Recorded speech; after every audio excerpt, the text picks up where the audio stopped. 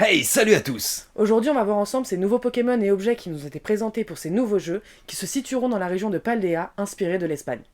Voilà ce que le site officiel nous dit.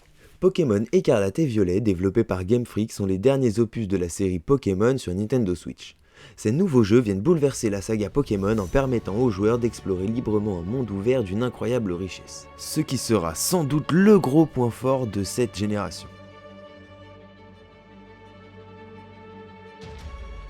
Les Pokémon de la région errent en tout lieu, dans les cieux comme dans les flots, au fin fond des forêts comme en pleine rue. Ce qui peut être intéressant si ce n'est pas juste décoratif, les différentes villes de la région de Paldea s'intègrent naturellement au paysage environnant sans aucune transition. La promesse d'une fluidité encore jamais vue dans la saga Pokémon.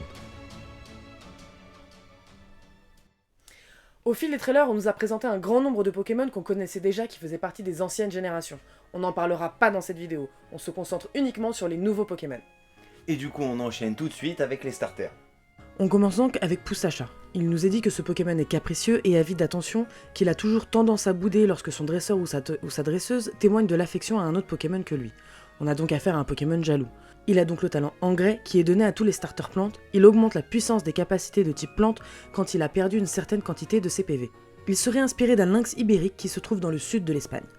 On enchaîne avec Chochodile. Il est de nature décontractée et aime aller à son rythme, il adore manger et lorsqu'il repère de la nourriture, il fonce dessus avec les yeux qui brillent. Son talent brasier, comme pour Poussacha qui est donné à tous les starters feu, il augmente la puissance des capacités de type feu quand il a perdu une certaine quantité de ses PV. Chochodile serait un mélange entre un crocodile et un piment. Et on termine avec Coiffeton.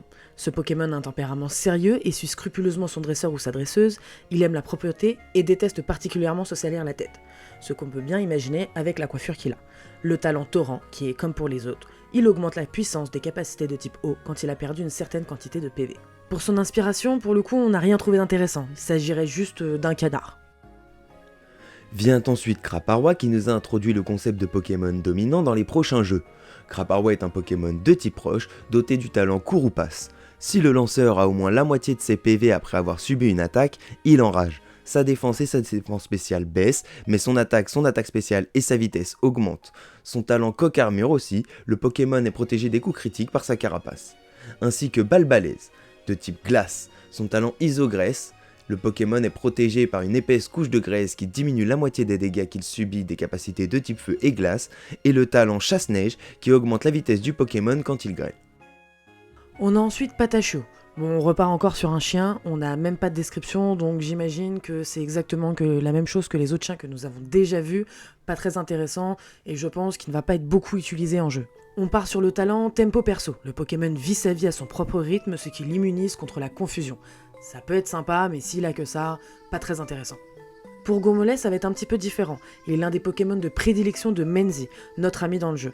On a deux talents pour lui. Le talent Arôme à Voile, qui protège l'équipe des effets limitant le libre arbitre, et le talent Gloutonnerie. Si le Pokémon tient une baie à manger en cas de PV bas, il la mange dès qu'il a perdu la moitié de ses PV. Ça peut être un peu embêtant si on combat contre elle, mais après, c'est que une baie, ça va pas nous déranger beaucoup. Vient ensuite Ampibidou, avec le talent Gros Charge. Il mange la baie dès qu'il a perdu la moitié de ses PV, c'est la même chose que Gloutonnerie, et Statique, qui permet au Pokémon d'avoir la possibilité de paralyser son adversaire à chaque contact physique. Et Paume, un des Pokémon électriques de Menzi, c'est le Pikachu-like de cette génération. Il est lui aussi doté du talent Statique ou Médic Nature. Le Pokémon peut soigner ses altérations de statut en quittant le combat. Olivini, c'est encore l'un des Pokémon de prédilection de Menzi. On est sur un talent matinal, le Pokémon se réveille 2 fois plus rapidement que les autres. Ça peut être embêtant, mais bon, un Pokémon de type plante, un bon Pokémon de type feu devant, et ça devrait passer. Tag-Tag est un Pokémon de type poison normal. doté du talent délestage qui augmente la vitesse du Pokémon s'il perd ou utilise l'objet qu'il tenait au début du combat, et le talent Toxitouche qui peut empoisonner l'ennemi s'il y a un simple contact physique. Tout tombe, on repart sur un chien, mais cette fois-ci, pour une fois, de type spectre. Ses puissantes mâchoires peuvent broyer des os, si bien que sa morsure peut être fatale. Son talent est ramassage, il lui permet parfois au Pokémon de ramasser les objets que ses ennemis ont utilisés. Il lui arrive aussi d'en trouver hors des combats. Vient ensuite Farigiraf, évolution de Girafarig de type normal psy, doté des talents ruminants qui permet au lanceur de manger une baie une deuxième fois après avoir consommé au tour précédent dans un combat, et Armure Caudale, qui empêche le Pokémon adverse d'utiliser des capacités prioritaires. Ainsi que l'Axoloto de Paldea de type Poison-Sol doté du talent Point Poison, qui a les mêmes effets que Toxitouche, et du talent Absorbo, qui permet au Pokémon, s'il est touché par une capacité de type Eau, de ne subir aucun dégât et de regagner des PV à la place. Topico, il vous rappelle quelqu'un? Et pourtant, sa description nous indique que sa ressemblance fortuite avec Topiqueur relèverait d'une pure coïncidence. Il serait le simple fruit d'une adaptation à son milieu. Donc, il ressemble à Topiqueur, mais ce n'est pas Topiqueur.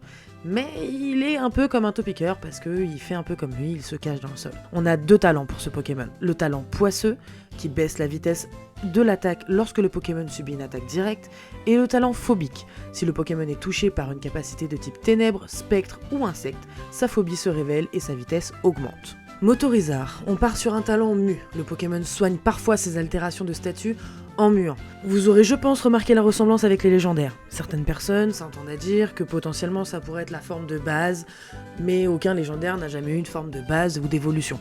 On peut les fusionner, ils peuvent avoir de différentes formes, on les fusionne avec des objets pour qu'ils changent, mais ça s'arrête là. On verra bien, peut-être qu'une nouvelle mécanique va apparaître avec ces légendaires. Et justement, en parlant des légendaires, les voici. En ce qui concerne les légendaires, penchons-nous une fois de plus sur le site officiel.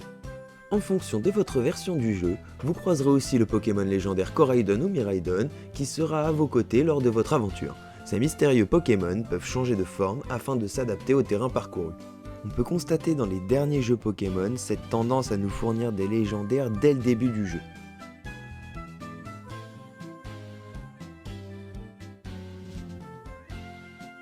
Pour nos légendaires, cette fois-ci, on partira sur une forme du passé et une forme du futur. Tandis que l'un se tiendra sur ses pattes, l'autre sera plutôt sur des roues, à peu près, à ce qu'on en a vu. Ils auront donc plusieurs formes. Pour Coraidon, une forme de course. Bien qu'il ressemble à une moto, il utilise ses puissantes pattes pour se déplacer en courant. Pour Miraidon, on sera sur un mode terrestre. Miraidon se déplace plus rapidement en générant de l'énergie avec sa queue et son goitre, qui se transforme alors en anneau semblable à des roues. Pour Coraidon, on part sur une forme de nage. Il flotte en utilisant son goitre comme une bouée. Il se déplace ensuite en se servant des membranes qui se trouvent entre ses doigts pour nager. Pour Miraidon, le mode aquatique. Il se déplace en faisant tourner ses anneaux, mais il se sert également des propulseurs sur ses pattes pour avancer sur l'eau. Pour Coraidon, on part sur une forme de vol. Il déplie les mèches torsadées sur sa tête et forme des ailes capables d'attraper le vent pour lui permettre de planer dans le ciel. Pour Miraidon, un mode aérien. Les antennes de Miraidon s'allongent et se déploient sur une membrane d'énergie qui lui permet de planer dans les airs. On n'a pas de description et pas plus d'informations pour l'instant, sauf qu'ils apparaissent sur la jaquette des jeux. Et enfin Karmadura et Malvalam. Respectivement de type Feu Psy et Feu Spectre, ils sont tous les deux dotés du talent Torche, qui permet au Pokémon, s'il est touché par une capacité de type Feu, d'absorber la chaleur pour renforcer ses propres capacités de type Feu.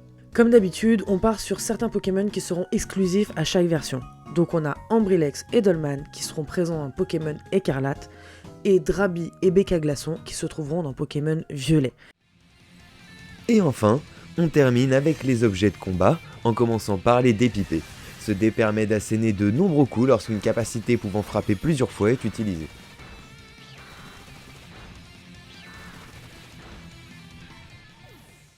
On continue avec la cape obscure. Cette cape à capuchon dissimule le Pokémon qui la tient aux yeux de ses adversaires et le protège des effets additionnels des capacités, comme la peur.